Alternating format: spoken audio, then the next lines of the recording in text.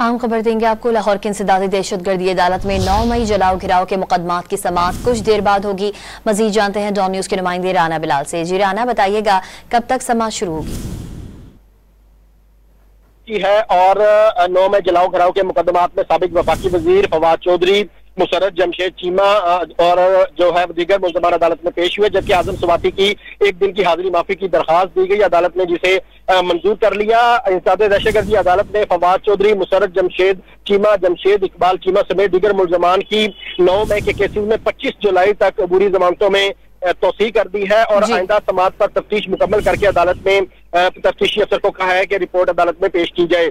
दौरान समाज जो आसम सवाती के वकील है, उनकी जानिब से बताया गया कि आसम सवाती दिल के आर्जे में मुब्तला है, इसलिए वो आज अदालत पेश नहीं हो सकते, जिस पर अदालत ने उनकी इंसदादी दहशतगर्दी अदालत में 9 मई जलाओ घिराव के मुकदमात की समाअत कुछ देर बाद होगी। अपडेट कर रहे थे राना बिलाल, शुक्रिया आपका।